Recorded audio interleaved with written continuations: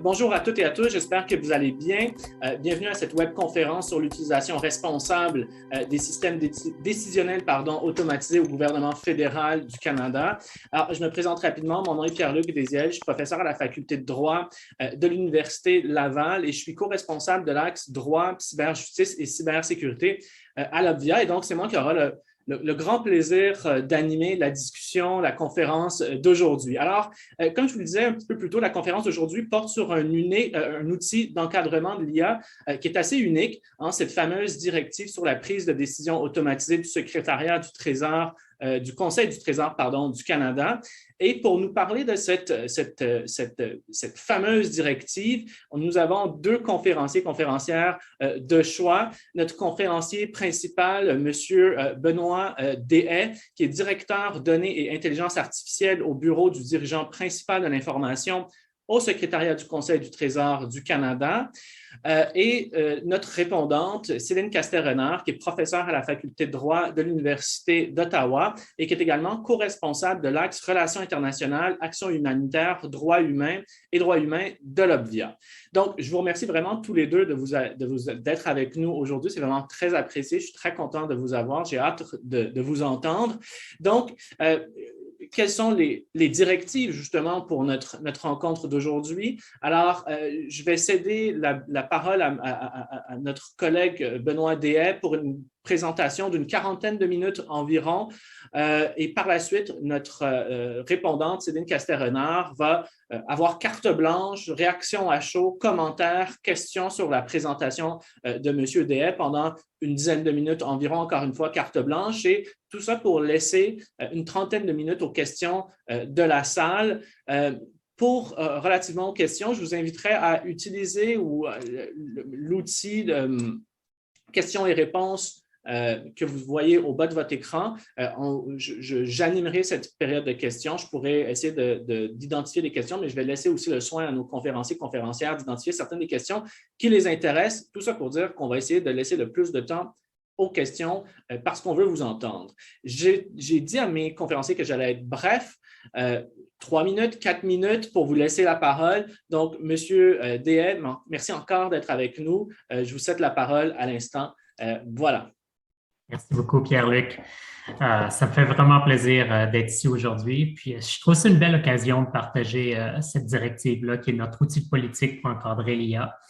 Puis, je suis vraiment heureux de le faire en français. Ça fait une vingtaine d'années que je travaille presque uniquement en anglais. Donc, c'est vraiment agréable aujourd'hui de pouvoir le présenter en français. Ceci dit, vous m'excuserez si de temps en temps je cherche certains mots. Ça fait une vingtaine d'années que je travaille en anglais. Donc, je vais faire de mon mieux. Avant de rentrer dans ma présentation, je veux brièvement vous dire un petit peu mon parcours et qui je suis. Je pense que ça peut aider à contextualiser certains de mes propos. Alors, j'ai toujours été fasciné par les ordinateurs. À 2 ans et demi, j'ai commencé avec le tout premier Mac, qui était le Mac 128 à l'époque. Par la suite, ça a été naturel. J'ai étudié l'informatique. Je suis allé à Carleton, ici à Ottawa. Et puis, par la suite, je suis devenu programmeur, au début dans le domaine des télécommunications, puis ensuite au gouvernement fédéral. J'ai commencé à Environnement Canada. Puis, rapidement, j'ai transféré vers une agence de renseignement du gouvernement. C'est à cette agence de renseignement-là que j'ai vraiment découvert les approches Big Data. Alors, on traitait avec des millions, des milliards de données. Et puis, l'automatisation, c'était vraiment la seule solution pour pouvoir traiter ce volume de données-là. On utilisait certaines règles très simples, mais quand on les déploie à grande échelle, ça peut être très puissant, il peut y avoir un grand impact. Mais aussi, dans certains cas, on utilisait des techniques statistiques pour trouver c'était quoi les cas anormaux qu'on devait étudier avec plus d'attention. Et puis, il y a 2 ans, j'ai fait le saut en politique. Puis, je parle des politiques, pas le politique, je ne suis pas politicien, mais définir les règles d'utilisation de la technologie. Puis, je vais noter, puis comme vous m'avez entendu le dire, je ne suis pas avocat, puis il y a beaucoup de gens intéressés dans ce domaine-ci qui sont dans le domaine du droit. Pour moi, ça a été une découverte, tout ça, les principes du droit et et cet aspect-là. Alors, ce que j'essaie de faire, c'est faire le pont entre ces deux mondes-là, les principes de droit, mais aussi tout le côté technique, puis de traduire ça par des politiques. Alors, sur ce, je vais débuter ma présentation. Donnez-moi une seconde, je vais partager mon écran.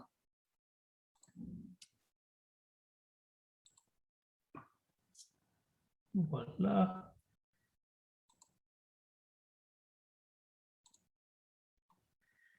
OK. Je pense que tout le monde peut le voir.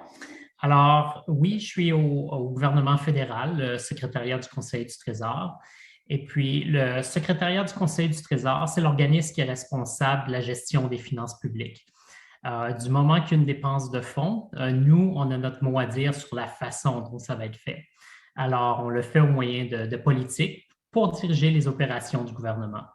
Puis, plus spécifiquement, je suis au bureau du dirigeant principal de l'information.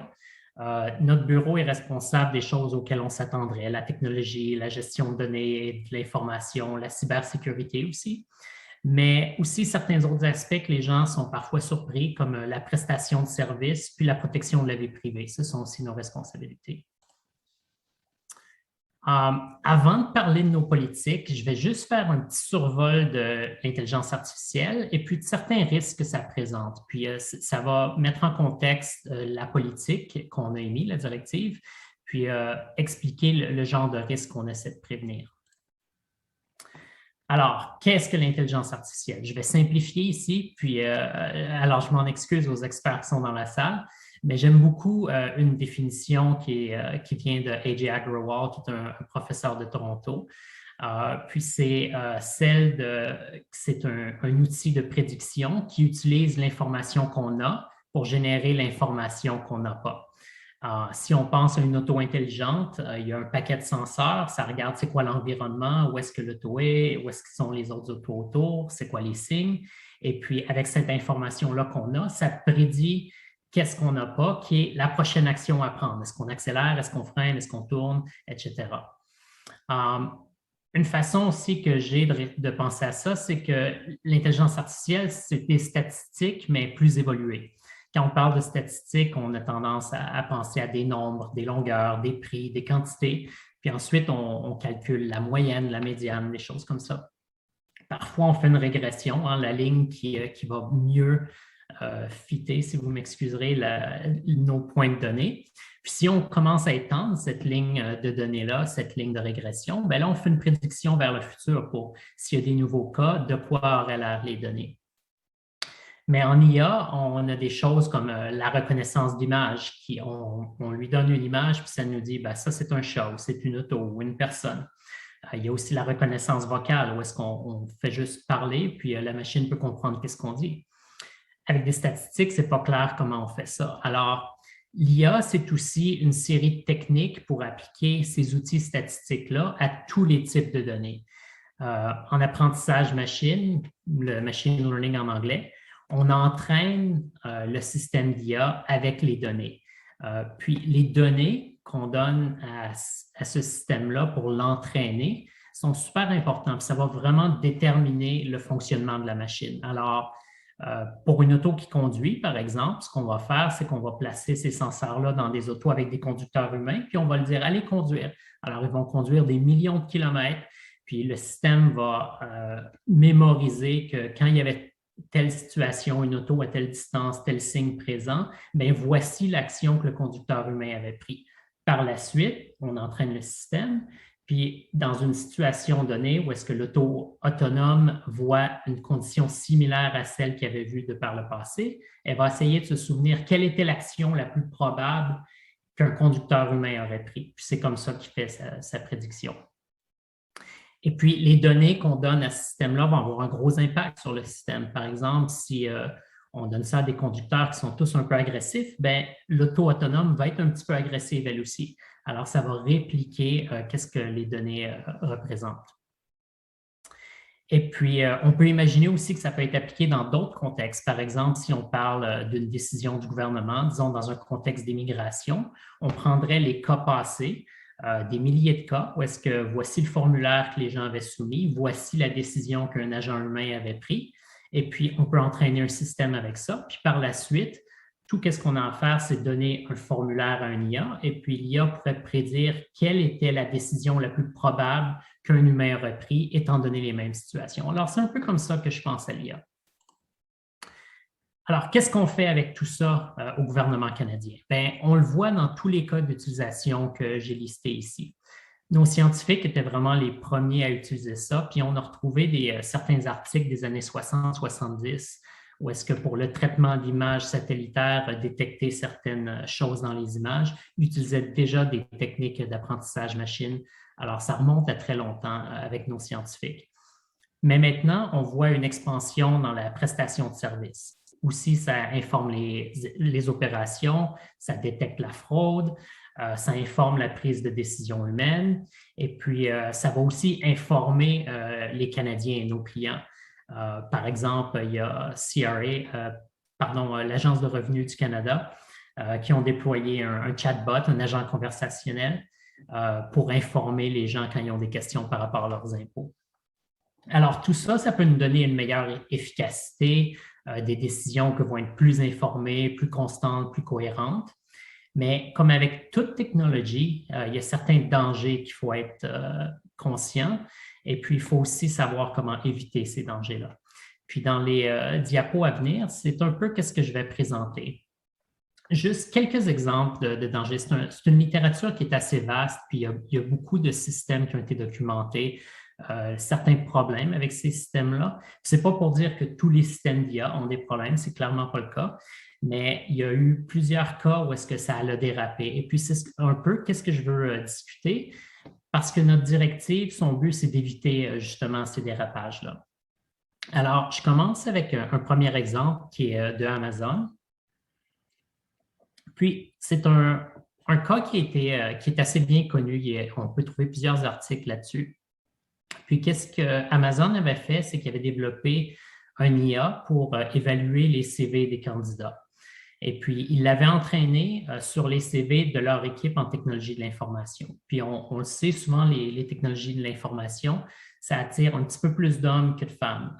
Les femmes sont moins bien représentées dans ce domaine-là. Et puis, le résultat de ça, c'est que le modèle qu'ils ont entraîné, bien, il était sexiste. Le système avait appris, par exemple, que Benoît et Alexandre, c'est un meilleur choix que Julie ou bien Rose. Alors, les chercheurs Amazon avaient essayé d'enlever l'information personnelle, mais ça n'avait pas résolu le problème. Il y avait certains autres éléments comme des collèges qui étaient spécifiques à des femmes. Le système donnait un score moins bon à ces collèges-là, par exemple. Puis par la suite, il y avait même découvert que les verbes avaient une influence.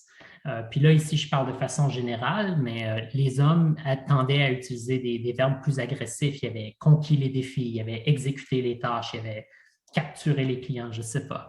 Et puis, les femmes, elles, mettaient plus l'emphase sur des verbes comme collaborer et puis engager. Et puis, le système, du fait qu'il avait été entraîné sur des CV d'hommes, principalement, bien, favorisait les verbes que les hommes utilisaient. Et puis, en bout du compte, ils s'en sont débarrassés de ce système-là. Ils n'atteignaient pas les objectifs qu'ils voulaient avec.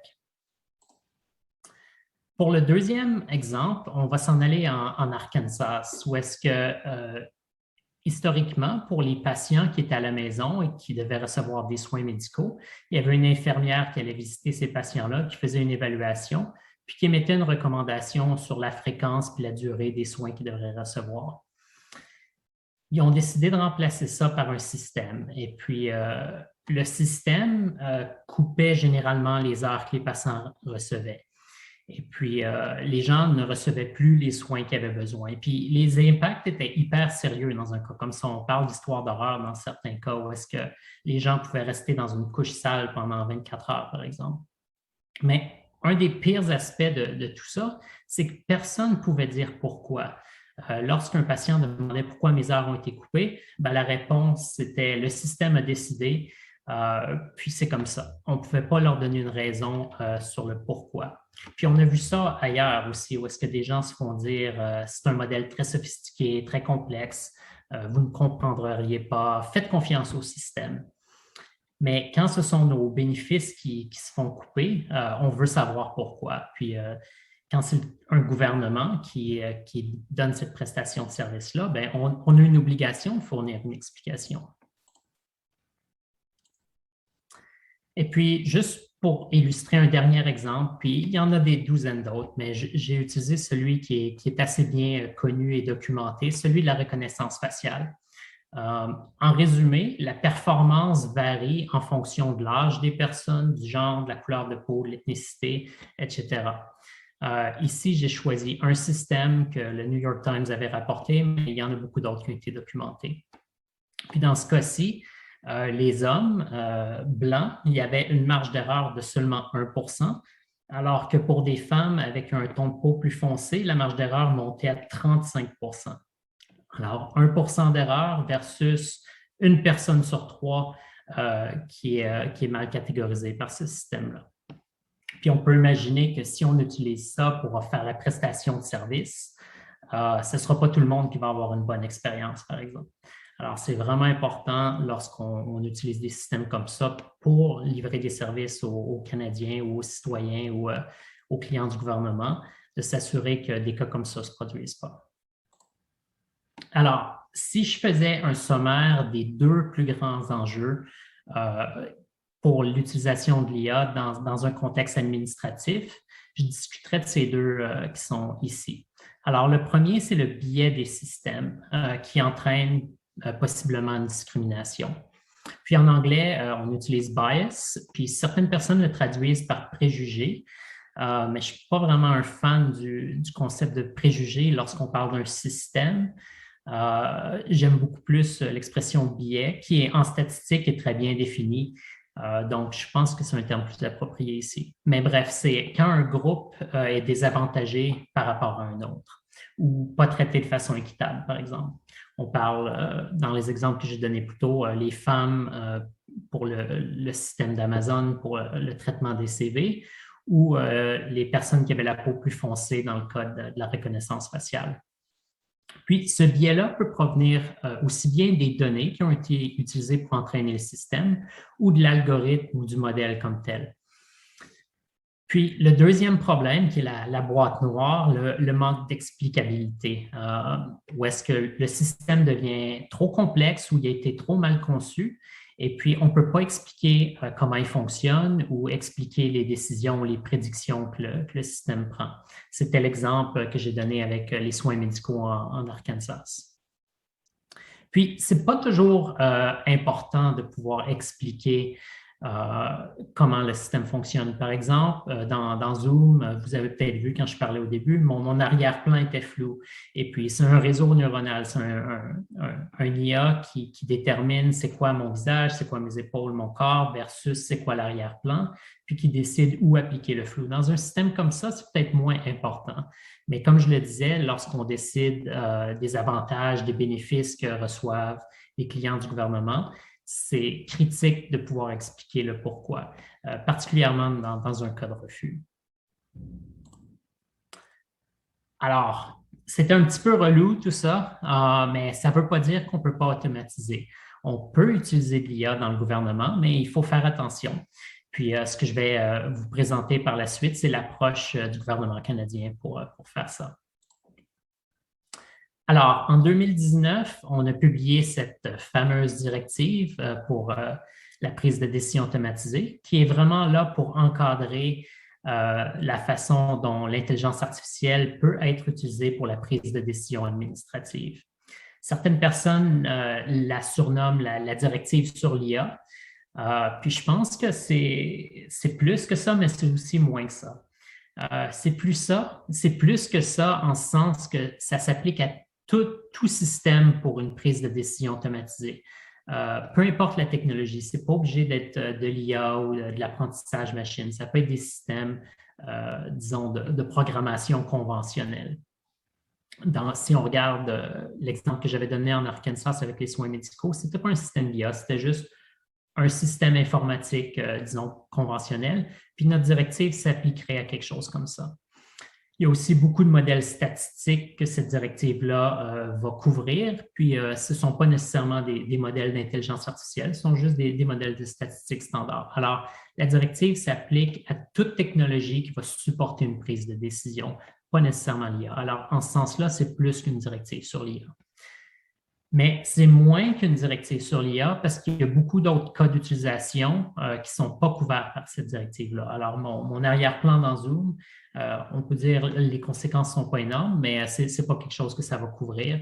Mais il y aurait aussi tous les travaux scientifiques, par exemple, qui ne seraient pas couverts par ça.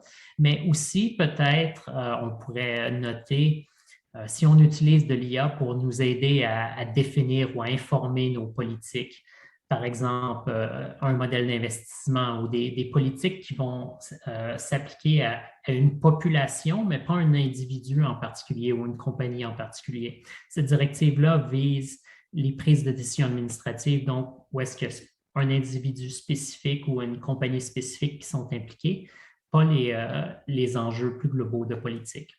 Alors, à ce sens-là, ce n'est peut-être pas une directive qui va couvrir l'entièreté des cas d'utilisation de l'IA. Puis, pourquoi s'intéresser à cette directive? Bien, je pense que c'est intéressant parce que c'était un des premiers outils qui était obligatoire. Si on regarde de par le monde, il y a eu beaucoup de principes, mais peu d'outils qui étaient obligatoires et concrets. Et puis, en raison de ça, bien, il y a plusieurs gens qui s'y intéressent et puis il y a eu quand même beaucoup de recherches sur cette directive-là. Au Canada, c'est un des rares outils pour encadrer l'IA. Il y en a d'autres. L'Ontario a émis certains principes, puis le Québec, il y a une stratégie d'adoption de l'IA dans le secteur public. Mais je dirais que ça ne va pas aussi loin que cette directive-là pour encadrer l'utilisation de l'IA. Puis, comme on était un des premiers pays à adopter un outil obligatoire, puis concret. Il y a beaucoup d'autres juridictions qui se sont intéressées. Alors, on a collaboré avec l'Australie, la Nouvelle-Zélande, la France, l'Allemagne, la Californie, l'Ontario, Colombie-Britannique et beaucoup d'autres qui veulent apprendre un peu de notre expérience. Puis en retour, nous, on apprend des enjeux qui les concernent, puis des mesures auxquelles ils pensent, puis on essaie d'intégrer ça si c'est approprié. Puis, c'est une directive qui est loin d'être parfaite, mais c'est un des rares modèles qui est en place. Puis, je suis conscient qu'il y en a beaucoup d'autres qui sont émergents, tant aux États-Unis qu'en Europe. Alors, c'est quelque chose qu'on va devoir continuer d'évoluer. Avant d'aller plus loin, je voulais clarifier c'était quoi une directive, c'est quoi l'impact de ça. Au Conseil du Trésor, on a différents outils politiques qui sont listés ici. Certains sont obligatoires, d'autres sont optionnels. Une directive, c'est un outil qui est obligatoire. Alors, les ministères doivent s'y conformer. Puis, ça définit les exigences qu'ils doivent rencontrer dans une situation donnée. Dans ce cas-ci, s'ils utilisent l'IA pour informer la prise de décision. Une directive, ça va s'appliquer seulement au niveau fédéral. Ça ne va pas s'appliquer au niveau provincial, municipal ou les autres niveaux. Ça ne va pas non plus s'appliquer à l'industrie. Alors, si une banque déploie un système d'IA, cette directive-là n'a aucune force. Le Conseil du Trésor a un rôle à veiller à l'application de ces directives-là par les ministères. Puis, il y a tout un cadre qui est défini pour qu'on puisse évaluer la conformité avec ça. Alors, il y a le cadre de responsabilisation de gestion, le CRG, en anglais, le MAF, Management Accountability Framework. Puis, du fait qu'on est le Conseil du Trésor, s'il y a une non-conformité, les conséquences, dans les cas les plus graves, ça pourrait aller jusqu'au retrait de financement. Alors, les ministères doivent passer par le Conseil du Trésor pour financer leurs opérations. Alors, c'est quand même un levier assez puissant, mais heureusement, ce n'est pas quelque chose qu'on a dû utiliser jusqu'à présent pour cette directive. Pour un citoyen, une directive, ça ne crée pas de droit ou de recours. C'est purement un outil pour interne au gouvernement pour encadrer nos opérations. Alors, c'est un outil puissant, mais il y a certaines limites. Pour rédiger cette directive-là, on est inspiré de nos principes directeurs qui avaient été adoptés avec les nations numériques, les Digital Nations. Alors, c'est une collaboration de plusieurs gouvernements numériques de par le monde. Puis, justement, ce matin, je présentais, c'était le sommet annuel. Alors, on faisait un retour sur les approches de différents pays pour rencontrer ces principes-là. Puis sans trop rentrer dans les détails, ces principes-là parlent de comprendre puis d'aborder les risques qui vont être soulevés par le biais, mais le manque d'explication aussi. S'assurer d'une transparence avec le public en partageant où, comment et pourquoi on veut utiliser de l'intelligence artificielle. S'assurer que les fonctionnaires qui vont opérer ces systèmes-là, qui vont les construire, qui vont les exploiter, vont vraiment comprendre le système, puis vont comprendre aussi les limites du système, puis vont comprendre les attentes des Canadiens en matière d'utilisation de ces systèmes-là. Pardon. Alors, si on parle des objectifs, cette directive-là, c'est à propos de réduire les risques et puis d'accroître la confiance du public. Je pense que si on fait un sommaire, c'est vraiment les deux enjeux clés. Puis si on regarde l'énoncé de l'objectif qui est ici, j'ai surligné efficace, exact, conforme et qui peut être interprété. On parle ici des décisions.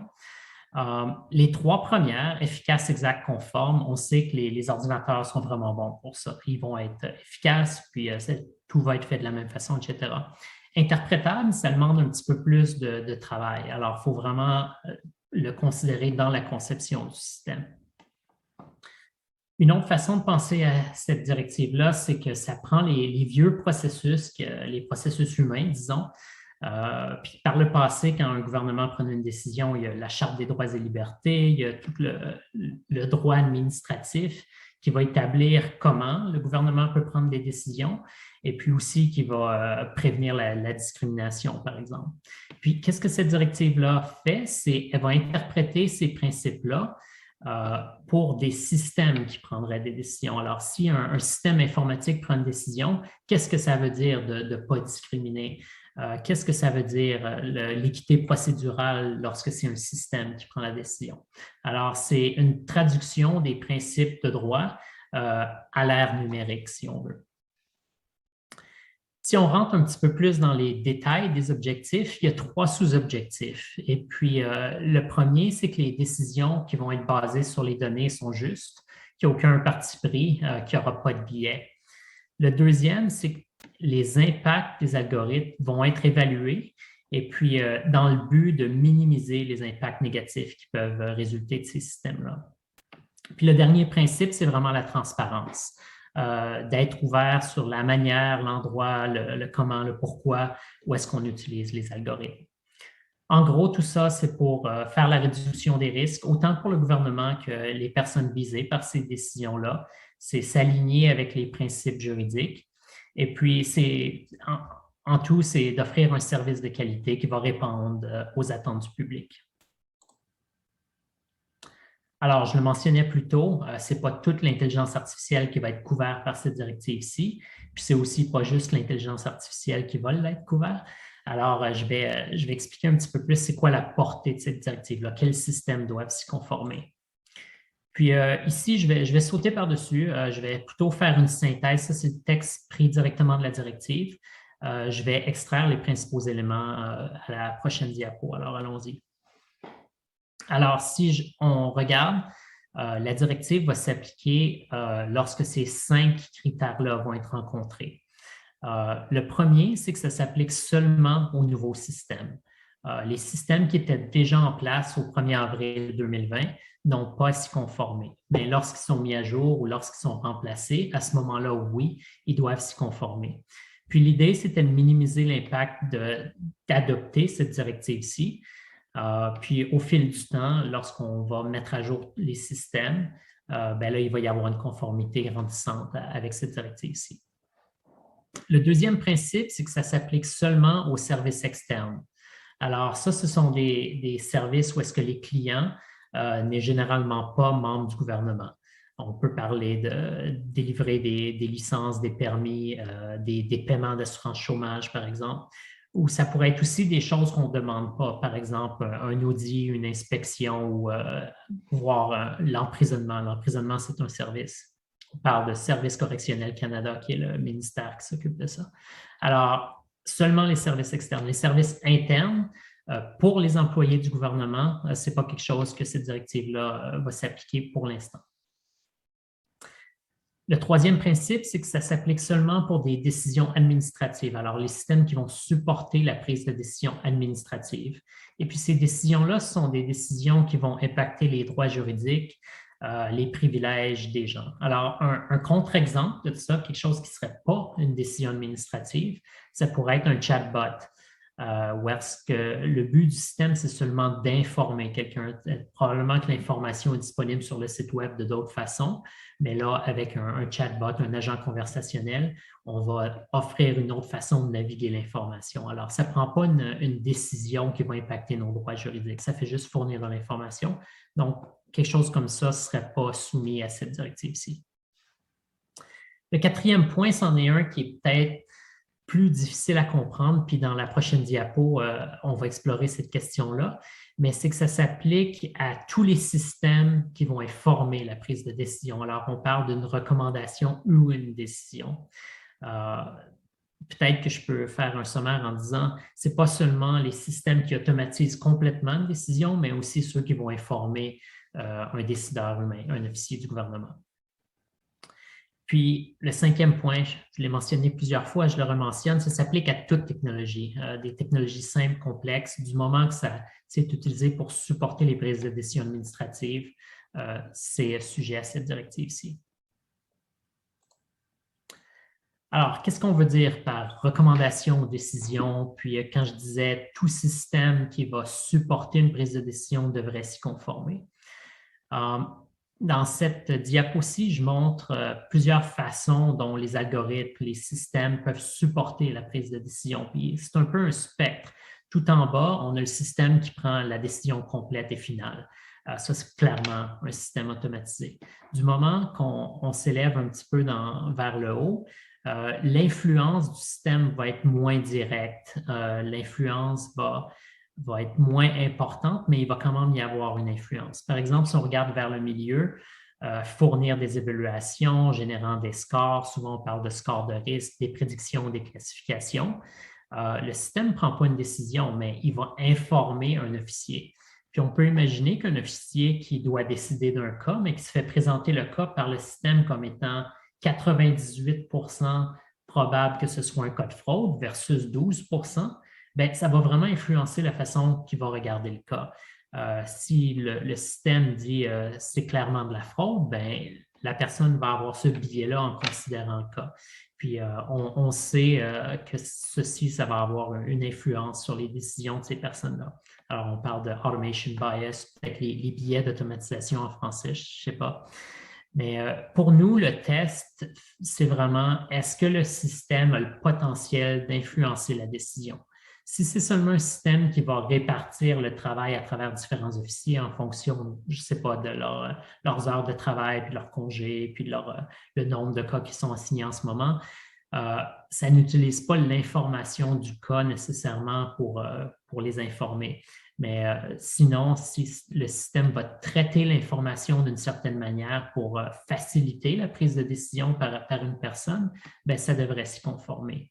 Puis, c'est un élément qui est important. Le fait qu'une personne, qu'un officier prenne la décision finale, ça n'annule pas le besoin de se conformer à cette directive-ci. Alors, une fois qu'un système est dans la portée de cette directive-là, quelles sont les exigences que doivent rencontrer ces systèmes-là, puis les départements qui les déploient? C'est catégorisé parmi ces 4 catégories-là pour les exigences. Puis l'évaluation de l'incidence algorithmique, je vais y revenir, mais bref, il faut la compléter, cette évaluation-là, et aussi il faut publier le résultat. Ensuite, dans la catégorie de la transparence, ça va être d'offrir un avis qui a une automatisation avant la prise de décision. Alors, peut-être que lorsque vous faites votre application pour un service, quelque chose comme ça, on va vous informer à ce moment-là que la décision va être prise de façon automatisée. Puis par la suite, une fois que la décision est rendue, bien, c'est de s'assurer qu'il y a une explication significative qui va vous être donnée pour prévenir le problème de la boîte noire. Puis il y a aussi d'autres mesures de transparence, par exemple, on demande la publication du code source, dans la mesure où c'est possible. Si ça va Si divulguer les règles, ça va permettre aux gens de tricher le système, par exemple, ben, il y a certaines exceptions qui sont prévues, mais en général, on demande une transparence au niveau du code source du système. Un volet important de la directive, c'est toute l'assurance de la qualité, puis il y a plusieurs mesures. On parle de testing ou de vérification avant de mettre le système en production, autant du système que des données, valider la qualité des données, s'assurer qu'elles représentent bien la population qu'on veut servir, puis qu'il n'y ait pas de biais dans les données. Une fois que le système est déployé, il y a aussi un monitoring ou une surveillance qui doit être fait pour s'assurer que les résultats non plus n'ont pas de biais qui vont se développer, parce qu'on sait que les biais peuvent se développer des données d'entraînement. Alors, on a vérifié la qualité des données, mais peuvent aussi survenir selon le modèle qui a été développé avec ces données-là. Alors, on doit faire une surveillance une fois que le système est déployé et le faire de façon régulière. Il va y avoir de la formation des employés. On le mentionnait dans les principes directeurs, s'assurer que les gens qui opèrent et puis qui utilisent ces systèmes-là comprennent bien le système. Puis dans certains cas, il va aussi y avoir une révision des décisions par une personne. Ça peut être requis. Je disais que le fait qu'une personne révise la décision, ça n'annule pas le besoin de s'y conformer, mais c'est même une exigence dans certains cas de cette directive-ci. Puis aussi, dans certains cas, il va y avoir un examen du système qui doit être fait par une personne externe. Alors, on parle d'examen par les pairs. Puis, il y a d'autres éléments, comme par exemple des consultations avec les services juridiques. Puis, dans la dernière catégorie, on parle du recours. Alors, c'est d'offrir des options de recours pour que les gens puissent contester les décisions. Je crois que c'en est une qui mériterait d'être peut-être rendue plus robuste parce qu'en ce moment, l'exigence, c'est seulement d'offrir des recours sans que nécessairement spécifier la façon dont les gens peuvent y accéder. Alors, pour supporter l'implémentation de cette directive, on a un outil qui est l'évaluation de l'incidence algorithmique ou l'EIA. Et puis, par Zoom, je ne vais pas m'essayer de faire jouer, mais il y a une petite vidéo. Vous pourrez la trouver sur notre site web. Mais qu'est-ce que c'est l'EIA? C'est un questionnaire en ligne. Il y a environ 80 questions dans l'EIA. Puis, c'est là pour évaluer les impacts associés au système automatisé. Alors, on évalue le système et la décision sur plusieurs angles. On va parler quelles données sont utilisées, c'est quoi l'algorithme, est-ce que c'est facile de l'expliquer, par exemple, quelles sont les populations visées, puis c'est quoi la nature de la décision, puis ça va être quoi les impacts, par exemple, sur la santé, liberté, finances, environnement. Puis aussi, si on parle des impacts, ça va être quoi leur durée? C'est quoi la difficulté à renverser les impacts ou à renverser la décision aussi? Pour un petit système simple, ça peut prendre 1 heure à compléter. Ce n'est pas très demandant, mais pour les cas plus complexes, il faut consulter les développeurs du système, les responsables du programme, les services juridiques, peut-être l'équipe qui est en charge de la protection de la vie privée, les équipes politiques du ministère, les communications, etc. Alors, il y a beaucoup d'intervenants qu'on doit consulter, puis ça va être un exercice qui est quand même assez détaillé à ce moment-là. Je veux mentionner que c'est tout à fait gratuit, puis c'est un logiciel libre, alors c'est open source. On a reçu des contributions dans le gouvernement, mais aussi de l'extérieur. Il y a eu des consultants en Colombie-Britannique, il y a un groupe à Washington qui ont contribué du code.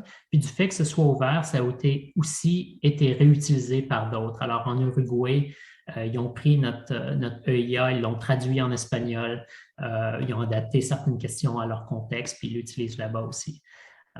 Puis pour nous, d'ouvrir le code source, c'était aussi d'être transparent avec les ministères pour qu'il n'y ait aucun secret sur la façon dont il était évalué. Alors, comment c'est utilisé cette EIA? Au tout début du projet, on fait un EIA, puis l'EIA va déterminer un score et un niveau d'incidence. Alors, niveau 1, c'est faible incidence, niveau 4, c'est très forte incidence. Niveau 1, juste pour donner un exemple, ça pourrait être un crédit de 2 $ si on achète une ampoule à DEL, une ampoule efficace.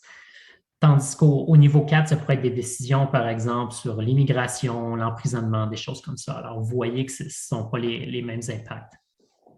Puis, en fonction de ce niveau d'impact-là, ce niveau d'incidence, ça va déterminer les exigences de la directive. Puis, avant la mise en production du système, on demande une publication de l'EIA. Alors, ça sert comme mesure de transparence. Puis, pourquoi on fait ça? Ben, c'est dans un premier temps pour comprendre les impacts négatifs potentiels du système, puis les minimiser, mais c'est aussi pour avoir des exigences dans la directive qui vont être progressives et proportionnelles. En droit administratif, le degré d'équité procédurale pour un processus décisionnel va augmenter ou diminuer en fonction de l'importance de la décision et de ses impacts sur la personne visée. Plus les conséquences sont graves, plus on doit être prudent dans la prise de décision. Et puis, c'est ce qu'on fait avec cette EIA-là. Alors, pour l'intelligence artificielle, si on concevait les exigences en fonction des cas d'utilisation les plus sérieux, par exemple la libération conditionnelle, ben, ce serait des exigences très robustes, puis ça créerait un gros obstacle pour les projets d'automatisation avec des impacts moins graves, si on parle par exemple d'un crédit de 2 $ pour acheter une ampoule. Alors, ça empêcherait l'innovation, ça empêcherait l'efficacité, ça créerait une bureaucratie qui serait inutile. Alors, avec cette approche-là, ça nous permet vraiment d'avoir un niveau de protection qui va être approprié. Alors, on conduit l'évaluation de l'incidence, puis en fonction du risque identifié, les exigences vont être plus ou moins demandantes. Puis concrètement, comment on fait ça? Je vais l'illustrer par deux exemples. C'est pris de l'annexe C de la directive, mais il y a seulement deux exigences ici. Dans l'annexe C, il y en a plusieurs autres. Mais parlons, supposons que l'ampoule, c'est un niveau 1, puis qu'on va prendre libération conditionnelle comme niveau 4. Alors, si on regarde la première exigence de maillon humain de prise de décision, Human in the Loop, au niveau 1, pour un système qui offre un crédit de 2 $, ben, la décision peut être automatisée entièrement. Il n'y a aucune personne qui doit réviser les décisions prises. Alors que pour un système de libération conditionnelle au niveau 4, la décision finale doit absolument être prise par un humain. Alors, il y a quelqu'un qui va réviser la décision, qui va réviser la recommandation du système. Si on regarde au niveau de l'avis, alors au niveau 1, il n'y a même pas d'avis qui est nécessaire pour dire qu'il va y avoir une automatisation. Mais à partir du niveau 2, il y a déjà un avis qui est nécessaire. On fait juste informer qu'il va y avoir une certaine automatisation.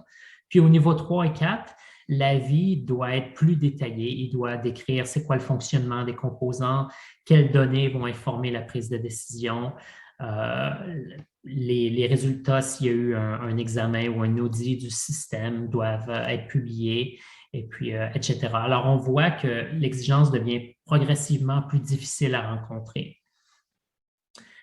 Puis, avant de conclure un peu, je vais vous rappeler ou vous informer de comment on est arrivé à cette directive-là. Puis, ça aide aussi à comprendre, j'ai parlé de certaines limites plus tôt. Alors, pourquoi ces limites-là sont en place? Pourquoi ça ne couvre pas tous les cas d'utilisation de l'intelligence artificielle au gouvernement, etc.?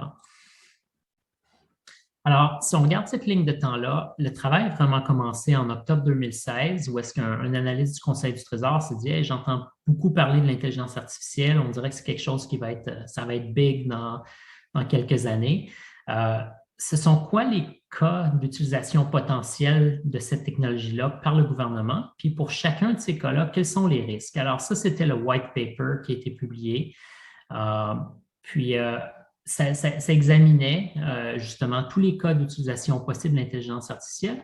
Puis suite à cet examen-là, ils ont regardé c'est lequel qui est le plus risqué pour le gouvernement, qui a le plus besoin d'encadrement au niveau d'une politique. Et puis, ils ont décidé que c'était la prise de décision automatisée par les gouvernements dans la prestation de services. C'était vraiment le cas qui demandait une attention la plus immédiate. Alors, en octobre 2017, ils ont commencé la rédaction de cette directive-là. Peu de temps après, une fois qu'il y avait une ébauche, il y a eu beaucoup de consultations lors des ateliers à travers le pays, puis peut-être que certains d'entre vous ont participé à ça, des consultations avec les ministères, l'industrie, des organisations, différents experts et tout ça pour vraiment informer cette directive-là. Puis, en mars 2019, ça a été le lancement de la directive.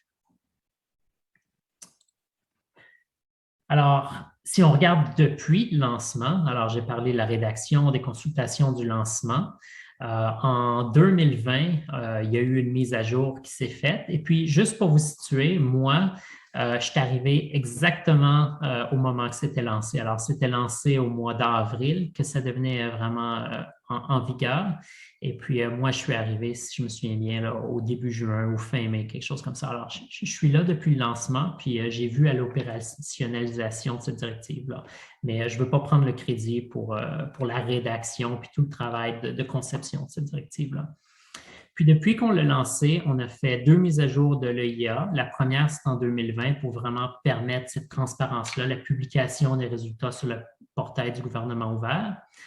En 2021, on a fait une deuxième modification à l'EIA pour mieux mesurer les impacts de l'utilisation d'informations personnelles dans ces systèmes de décision-là, alors pour la protection de la vie privée.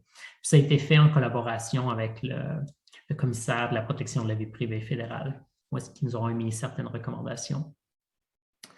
Puis en 2021, aussi en avril, on a émis certains changements à la directive pour renforcer certaines exigences. Par exemple, l'exigence d'avis était initialement requise seulement sur les sites web, et puis on l'a modifié, cette exigence-là, pour qu'elle soit disponible sur tous les véhicules de prestation de services. Alors, si les gens le faisaient sur un formulaire papier, mais le formulaire pourrait inclure une petite notice, quitte à référer à un autre document pour informer plus de détails.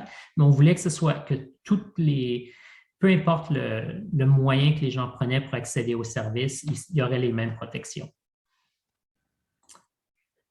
Alors, comme je le mentionnais, pendant la rédaction, ça s'est fait de façon très ouverte. L'équipe me parlait qui était dans Google Docs, où est-ce qu'ils avaient partagé leur ébauche. Puis, à mesure qu'ils composaient, il y avait plusieurs personnes en haut de l'écran qui voyaient, qui suivaient qu'est-ce qu'ils écrivaient mot pour mot. Alors, ils ont trouvé ça très intéressant comme processus. Toute leur réflexion, ils essayaient dans la mesure du possible de publier ça. Alors, je vois ici 2 articles sur medium.com qui avaient été publiés. Puis on a mis le code source de l'EIA en ligne. Alors, c'était très ouvert pour la conception. Peut-être qu'on s'est un peu éloigné de ça récemment. C'est quelque chose vers lequel on veut retourner là, quand on va modifier cette directive-là. On voudrait le faire de façon un petit peu plus ouverte qu'on l'a été peut-être dans les 2 dernières années. Puis, je crois que c'est cette section qui va conclure ma présentation. Juste vous donner un petit aperçu de l'état actuel, où est-ce qu'on en est.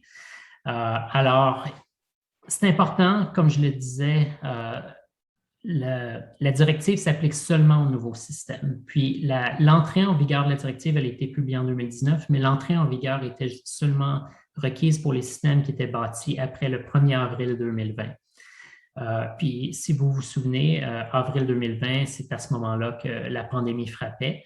Alors, plusieurs systèmes ont dû être retardés en raison de la COVID. Donc, ça explique un petit peu pourquoi il y a seulement 3 systèmes qui ont publié un EIA. Mais maintenant, je vois une accélération des départements qui ont passé outre la transformation initiale du travail à la maison, continuer de donner de la prestation de service, mais dans un monde plus virtuel. Tout ça, ça a été un gros ajustement pour le gouvernement, mais maintenant, c'est un petit peu plus, on est plus habitué, et puis les gens résument le développement de nouveaux systèmes. Donc, on voit une accélération là, des départements qui s'engagent avec nous et qui veulent comprendre si la directive s'applique. Puis, on a peut-être une dizaine de systèmes là, auxquels on s'attend qu'il va y avoir une conformité dans les temps à venir. Alors, c'est un peu où est-ce qu'on en est, mais ouais, la COVID, plusieurs s'attendaient à avoir beaucoup de systèmes, des centaines de systèmes qui allaient publier une EIA, puis ça n'a pas été le cas. Ça va venir éventuellement, mais pour l'instant, c'est ces 3 systèmes-là. Et puis, pour le futur avec nous, c'est vraiment mon travail au quotidien, c'est de favoriser l'adoption. Je m'assure que les ministères sont bien au courant de cette directive-là. Puis, il y a beaucoup de groupes qui vont s'engager avec nous pour savoir si leur initiative devrait se conformer ou non à cette politique-là, etc. Alors, on les guide là-dedans. Puis avec le temps, les systèmes vont publier leur EIA sur le système du gouvernement ouvert, et puis ça va nous créer un inventaire des systèmes décisionnels automatisés. Puis, comme je le mentionnais, on va continuer d'évoluer cette directive-là. Il y a des risques qui émergent, il y a des nouveaux codes d'utilisation, on voit certaines directions dans le gouvernement canadien changer, alors on va adapter la directive pour tout ça.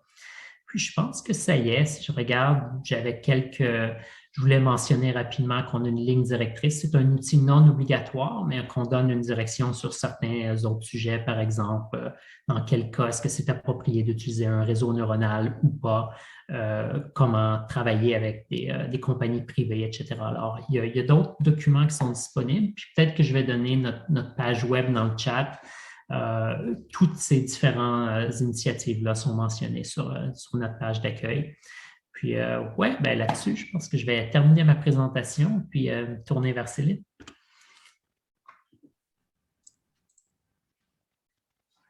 Merci beaucoup, Benoît. Je ne sais pas, Pierre-Luc, si tu veux…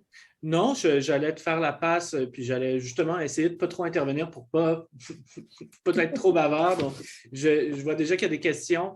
Peut-être que je vais juste préciser, parce que je vois qu'il y a certaines questions qu'on nous a posées aussi par rapport aux diapositives, au contenu. Simplement vous dire que la conférence est enregistrée. On va la mettre sur YouTube, sur la chaîne de l'Obvia dans les prochains jours et que le lien sera envoyé à tous les participants aussi. Là. Donc, c'était simplement pour vous dire. Donc, je ne prends pas plus de temps. Je te laisse la parole, Céline.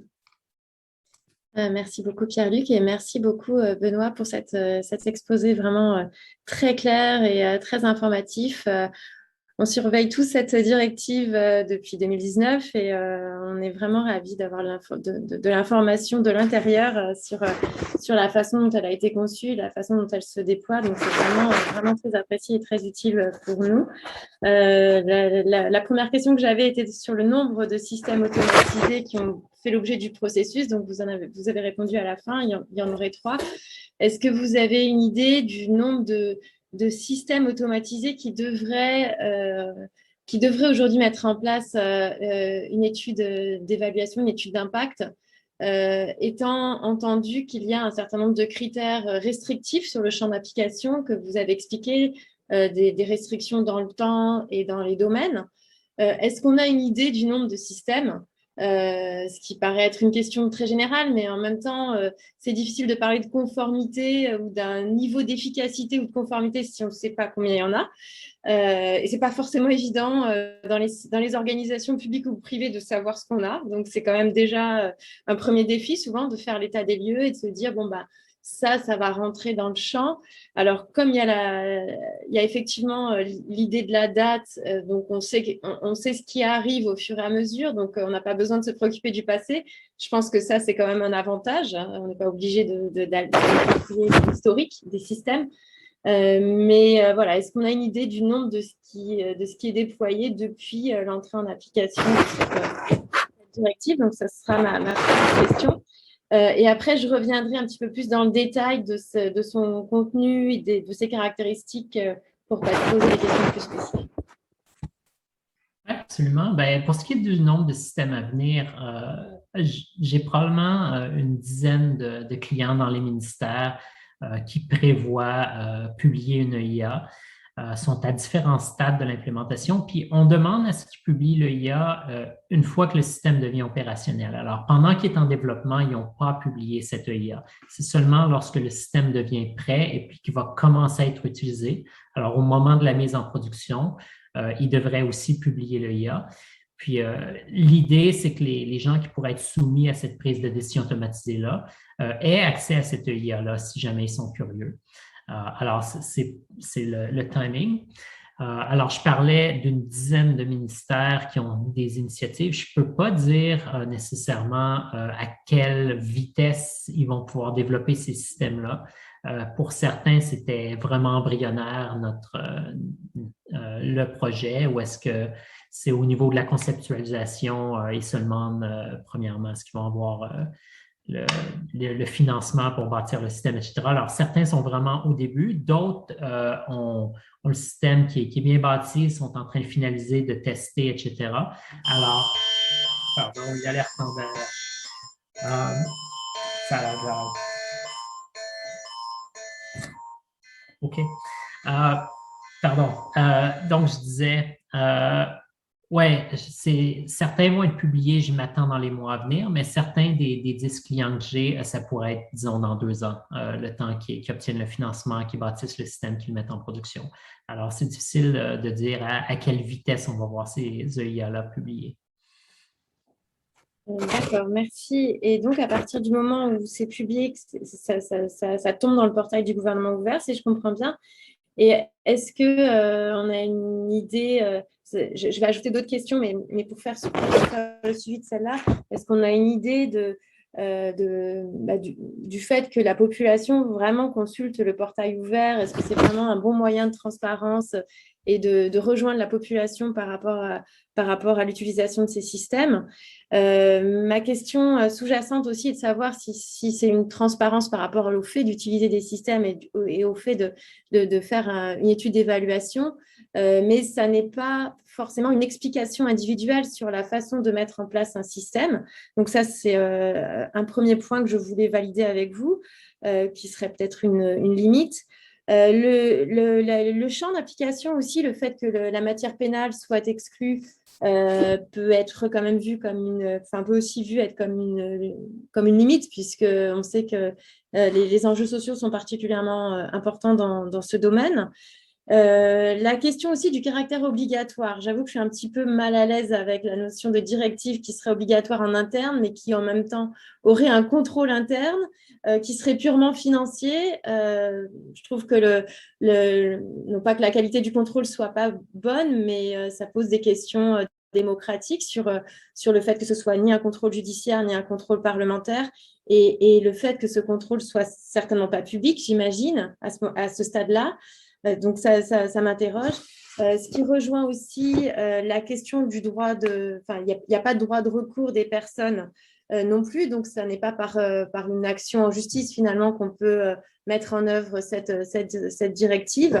Et si je comprends bien aussi, pour aller gratter les petites faiblesses, si je comprends bien aussi, il n'y a pas vraiment... Enfin, la contestation des décisions, ou la contestation du système, ou la contestation de la façon dont l'évaluation est faite ne peut pas provenir des personnes à qui les systèmes s'appliquent. Est-ce que ça peut venir de vous, du Conseil du Trésor? Est-ce que vous pouvez aller contester la façon dont l'évaluation a été faite? Est-ce que finalement, on n'est pas jugé parti quand on doit s'auto-évaluer, auto-évaluer ces systèmes? Est-ce qu'on ne va pas avoir tendance à minimiser les risques?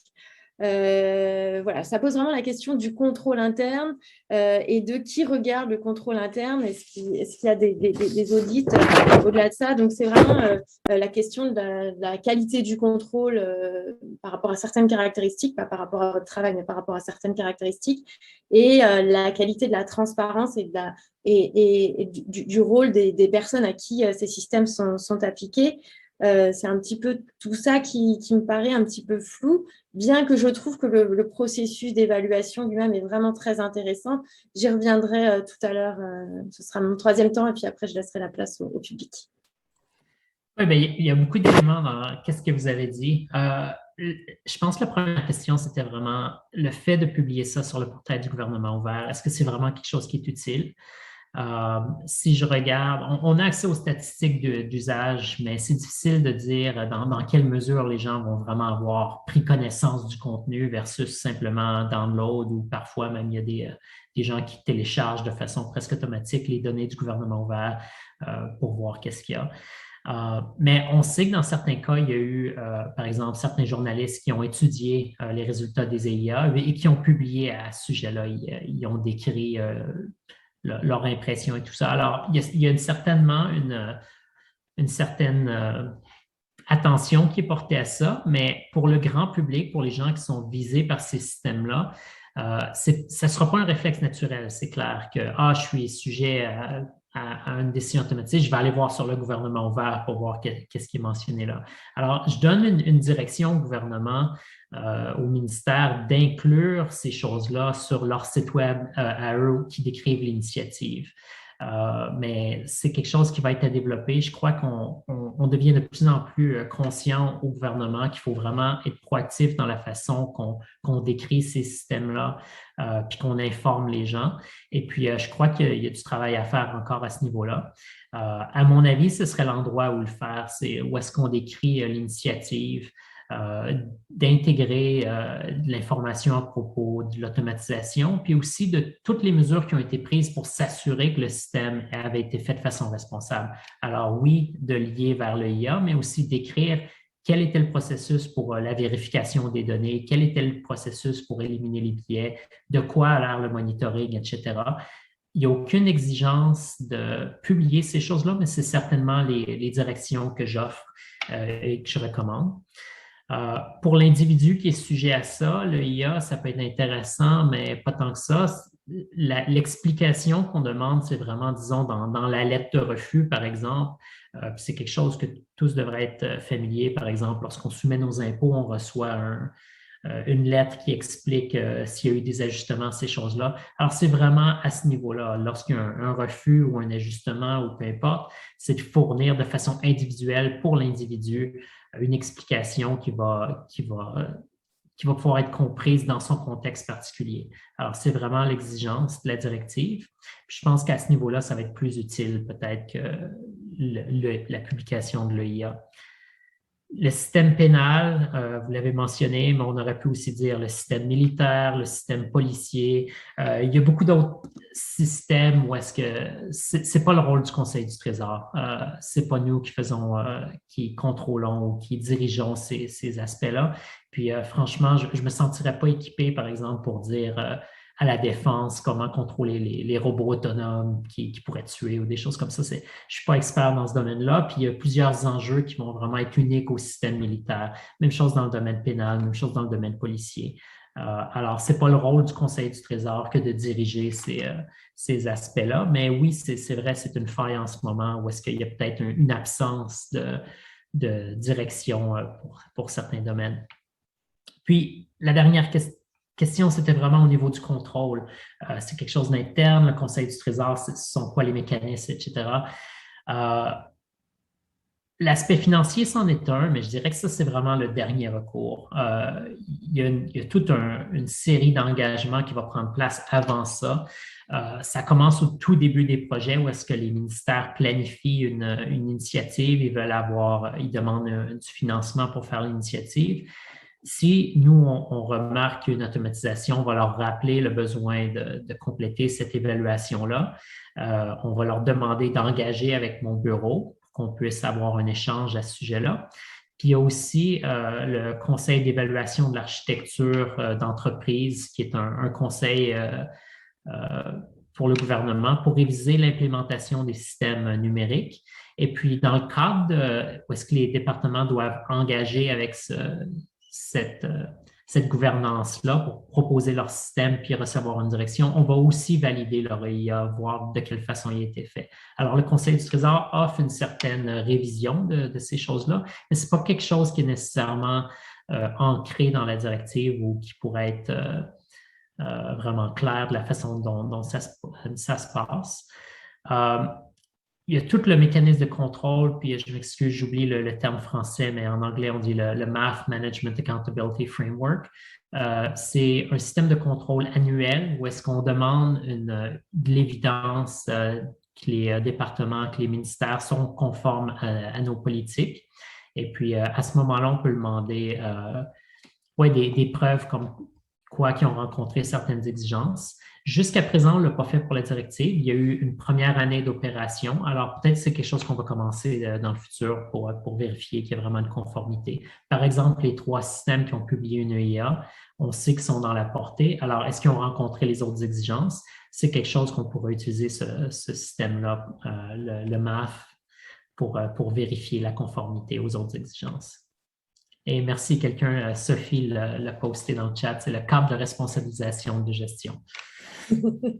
Merci de la vigilance de Sophie. Ma dernière question est pour ouvrir un petit peu, et je vois que dans le chat, ça tend aussi vers le droit de l'Union européenne.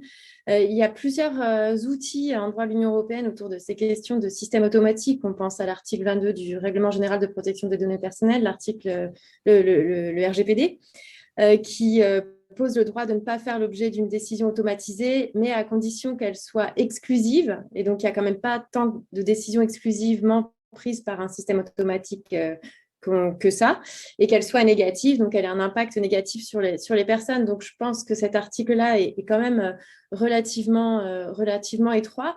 En revanche, la proposition de règlement de la Commission européenne d'avril dernier propose un modèle plus complet, enfin plus large de l'encadrement de l'IA et de l'encadrement de l'IA au sens large, comme dans la directive du Canada. Donc ça, je trouve que c'est intéressant que ça s'enligne pour pas simplement considérer l'IA, mais des systèmes de décision qui pourraient être statistiques, mais qui pourraient avoir un impact social très, très important quand même.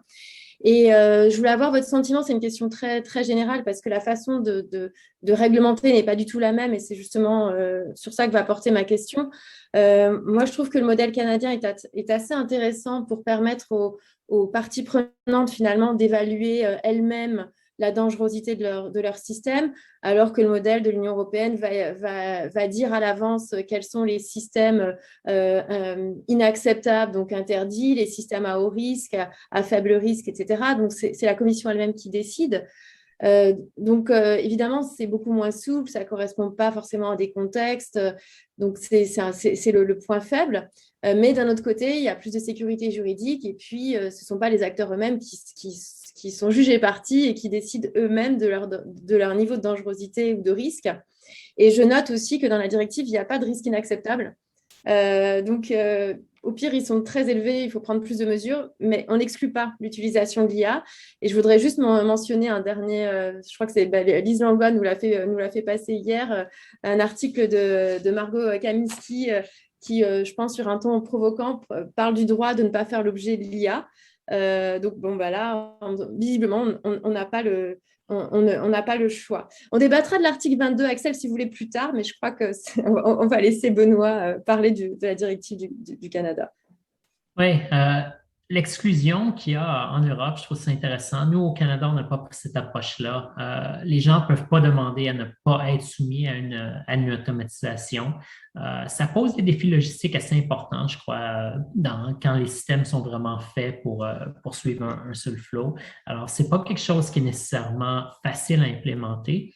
Ceci dit, notre approche, nous, c'est comme on pense qu'on va prendre les précautions nécessaires pour s'assurer que les systèmes soient justes et tout ça, c'est que les gens soient soumis à la prise de décision automatisée ou que ce système automatisé-là informe une décision humaine, disons.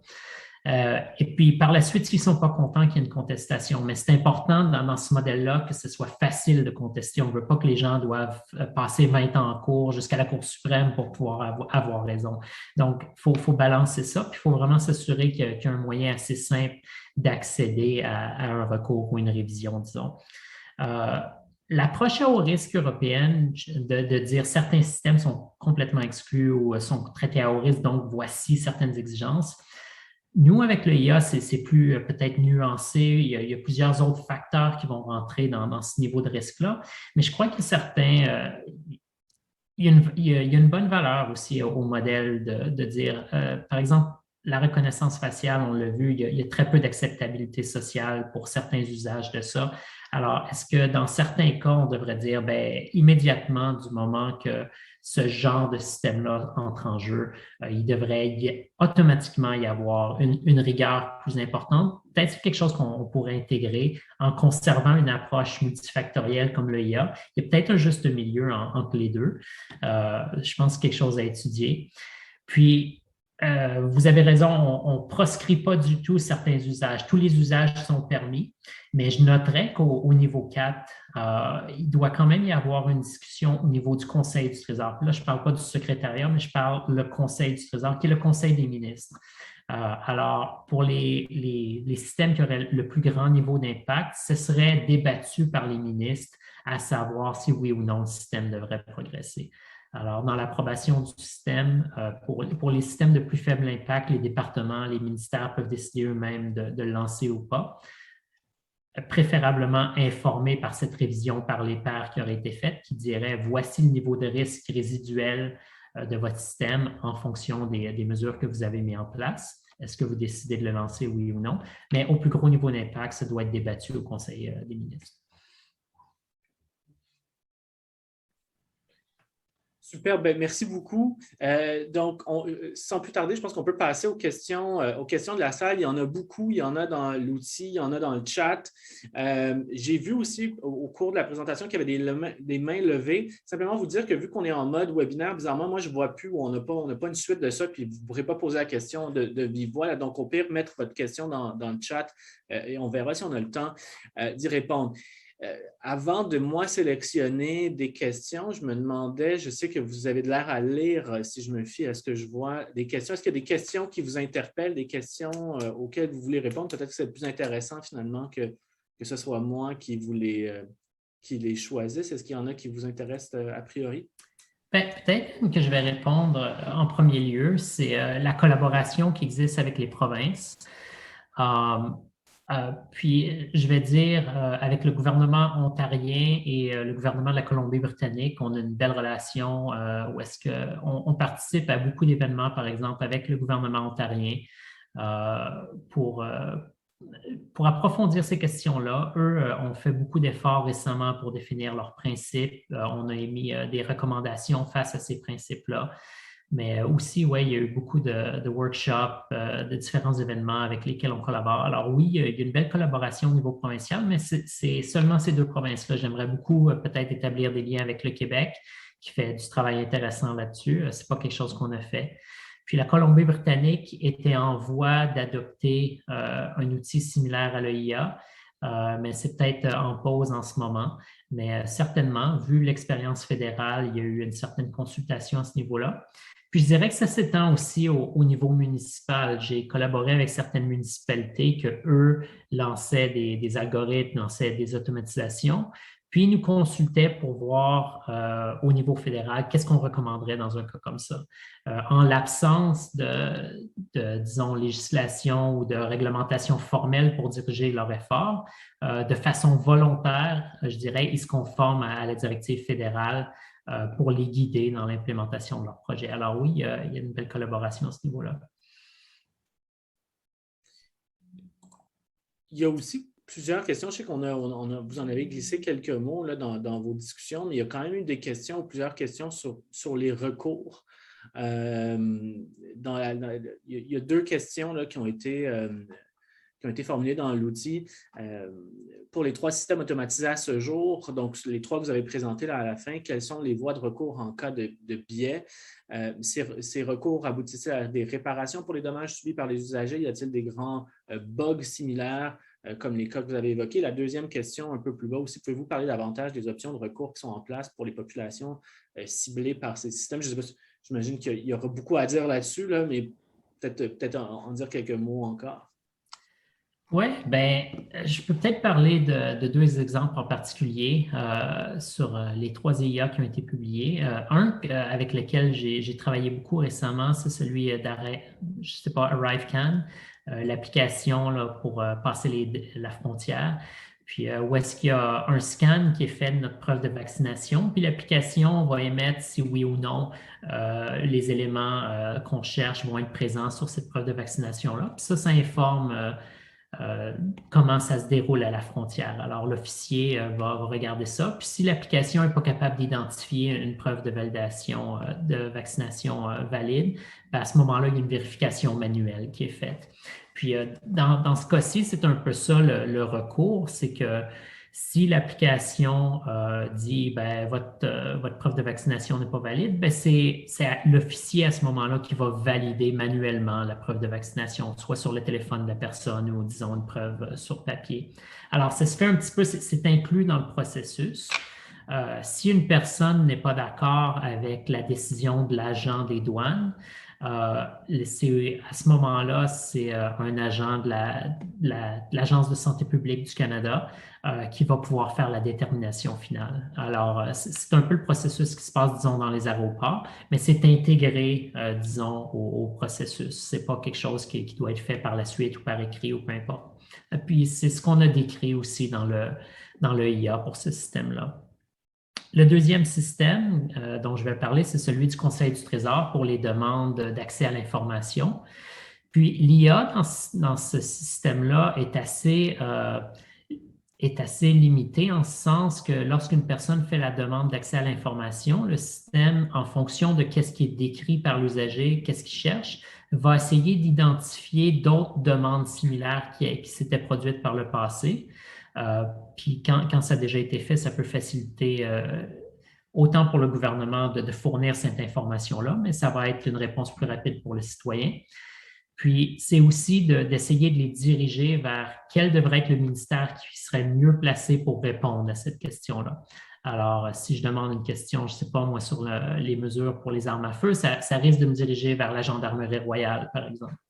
Si le système se trompe et puis qu'ils me disent « Ah, vous devriez demander à Environnement Canada, ils s'occupent de la chasse au canard. » Puis ma demande va être acheminée à Environnement Canada. Le ministère a une responsabilité de rediriger la requête vers le ministère approprié. Alors déjà là, c'est bâti dans les processus, que ça va se faire de façon automatique. Puis sinon, la façon de faire un appel, disons, ce serait seulement de soumettre une nouvelle demande ou de modifier la demande, de ne pas accepter la recommandation du système, puis de le diriger soi-même. Alors, il y a plusieurs mécanismes là aussi. Je ne sais pas s'il y en a d'autres qui vous intéressent. C'est vrai que moi, j'ai peut-être un biais personnel aussi qui va m'amener sur le terrain de la protection des renseignements personnels. Donc, je vais me faire le plaisir de retransmettre une question de notre collègue Sébastien Gomes. Il y a 2 questions finalement dans le chat qui sont vers 12h51, 12h52. Quels sont les principaux enjeux de vie privée qui ont été modifiés lors de la mise à jour récente de la directive? Vous en avez parlé dans votre présentation. Et donc, cette mise à jour-là pour mieux protéger les renseignements personnels. Et deuxième question qui est quand même assez reliée, pouvez-vous donner 1 ou 2 exemples concrets où le code source ou le modèle d'apprentissage n'ont pas été rendus publics à cause des risques de triche finalement du système? Oui. Bien, je vais parler de la protection de la vie privée et des renseignements personnels. Initialement, l'IA avait très peu de questions. Il y a une section à la toute fin sur la protection de la vie privée. On demandait est-ce que le système avait été conçu selon Privacy by Design, alors la vie privée dès la conception, peut-être en français. Mais récemment, on a vraiment augmenté l'outil pour s'assurer que les processus qui sont applicables pour la protection de la vie privée vont être rencontrés. Alors, c'est un peu juste un rappel au ministère de leurs obligations. Par exemple, on va demander est-ce qu'il y a de l'information personnelle qui est utilisée dans le système? Si la réponse est oui, ensuite, on va leur demander est-ce que vous avez mis à jour le Privacy Impact Assessment, alors l'évaluation d'impact sur la vie privée?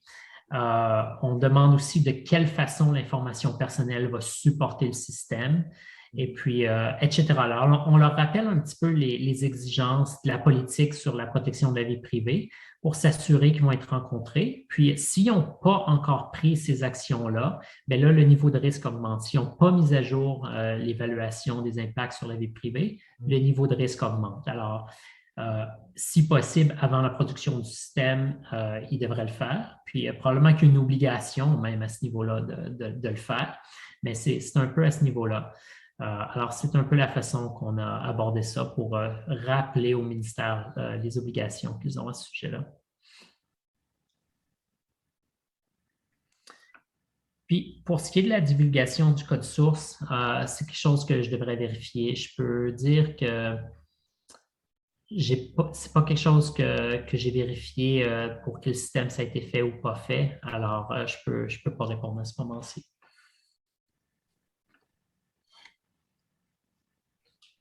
Parfait. Est-ce qu'il y a d'autres questions qui vous intéressent? Céline, est-ce qu'il y en a qui t'ont frappé dans l'œil? Non, je voudrais rebondir juste sur cette dernière question. Est-ce que ça a dû être dit dans la présentation, mais je n'ai pas bien saisi, je pense, tous les systèmes de fraude rentrent ou pas dans le champ de la directive? Ça dépend peut-être du domaine, ça. La fraude fiscale, peut-être pas. Oui, je vais approfondir. Alors, l'Agence de revenus du Canada n'est pas sujet à cette directive-ci. Ils ont leur propre instrument similaire, mais de par la loi qui définit l'Agence du revenu, ils ne sont pas sujets aux politiques du Conseil du Trésor. Alors, pour l'intelligence artificielle, ils reconnaissent le besoin, ils reconnaissent les mêmes risques que nous. Donc, ils ont adopté une directive inspirée de la nôtre, puis je dirais qu'ils vont plus loin à bien des égards.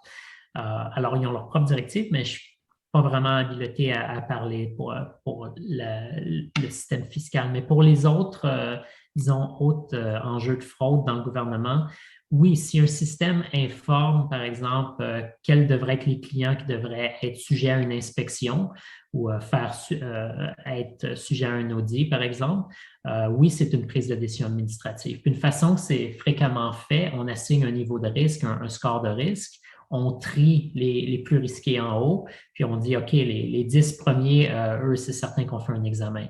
Alors, dans un système comme ça, c'est clairement une décision automatisée. Le modèle de risque décide qui on va aller examiner. Alors oui, c'est une prise de décision automatisée. Puis si ces de nouveaux systèmes comme ça sont déployés, ils devraient se conformer à la directive.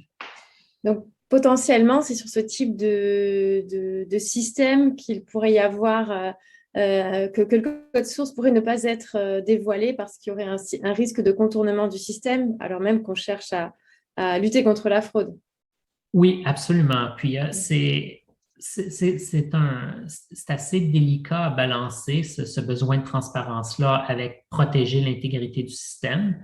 Dans certains cas, ça pourrait être possible de divulguer le code source, mais pas les paramètres nécessairement.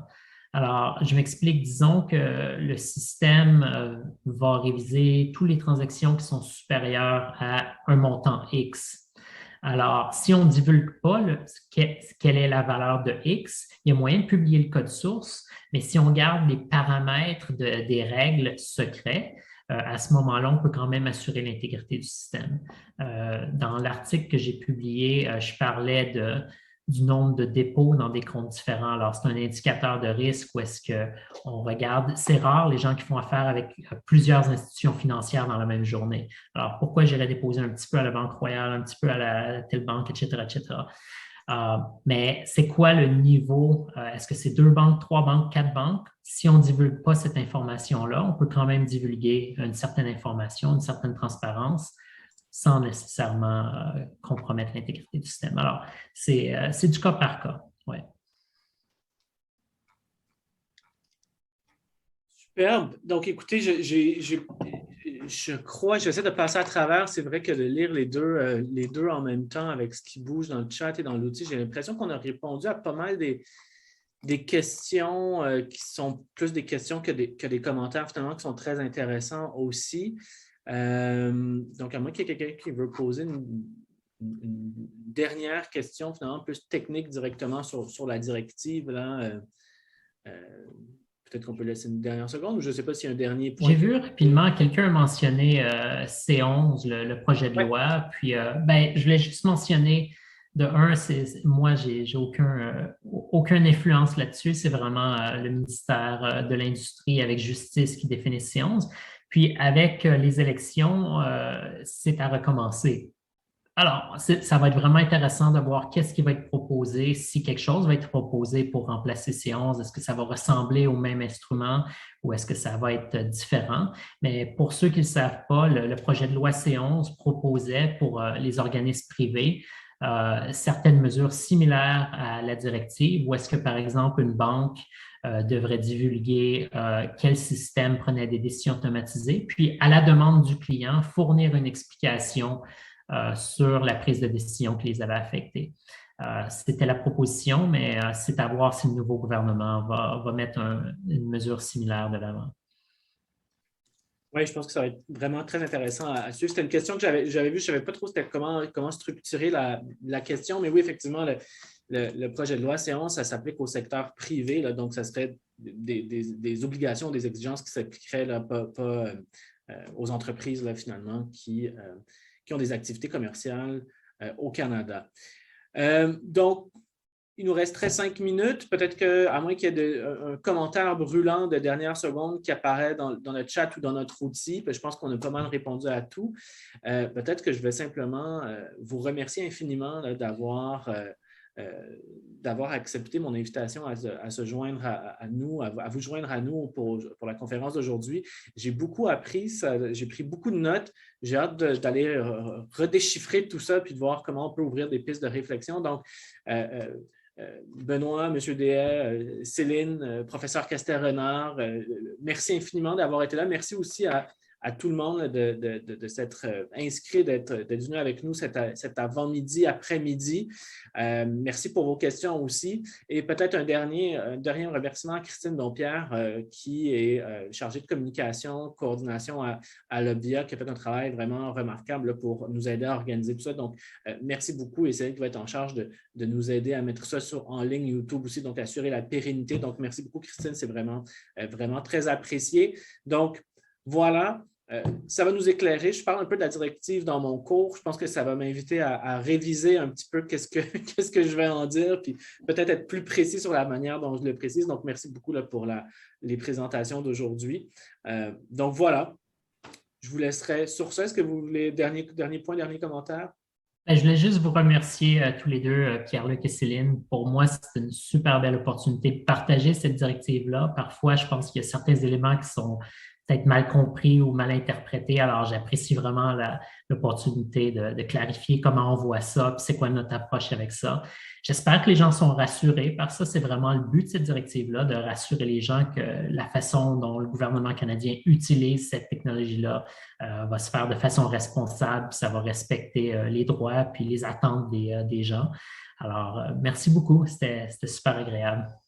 Je pense que ce qui est très intéressant aussi, c'est l'ouverture que vous avez à venir la présenter, cette souci de transparence-là, même dans la publication, même si pas tout est parfait, là, finalement, mais, du code, mais aussi d'espèce d'honnêteté de dire, bon, pas tout est parfait, il y a certaines zones d'ombre, il y a des choses vers lesquelles on ne va pas. Ça, en tout cas, je pense que c'est des éléments de dialogue ouvert, honnête, qui peuvent alimenter aussi ce climat de confiance. C'est-à-dire de faire semblant que tout est parfait, puis on n'a rien à revoir parce que on a déjà tout solutionné. C'est là qu'il peut y avoir des méfiances ou des réticences, alors que là, moi, je trouve que cette attitude-là, c'est vraiment quelque chose de constructif, puis c'est très apprécié, en tout cas. Moi, j'aime beaucoup. Bien, tout à fait. Puis, par exemple, les questions, puis les réflexions de Céline, pour nous, ça nous informe vraiment sur où est-ce qu'ils sont les faiblesses. Puis, il y a aussi eu d'autres articles, par exemple. Puis, c'est intéressant pour nous de lire ça, puis de pouvoir s'améliorer. Puis, c'est vraiment l'intention aussi, c'est de travailler avec les gens de façon ouverte, puis de recueillir leurs commentaires, puis de s'ajuster aux besoins. Fait qu'on apprécie vraiment là, tous les commentaires. Puis Céline, merci beaucoup pour les réflexions. J'ai pris des notes autant dans mon cahier que mental sur des choses que je dois améliorer, disons. Et si je peux dire... C'est vraiment très, très apprécié. L'ouverture était vraiment très appréciée. Pierre-Luc a raison de le souligner parce que c'est pas toujours évident. Les chercheurs sont parfois mis un peu à l'écart. On n'en veut pas trop, donc merci beaucoup. Parfait. Donc, très bien. Donc, on se laisse sur ces beaux mots. Donc, je vous souhaite merveilleux après-midi et merci encore pour votre présentation. Puis, je vous dis à très bientôt, j'espère.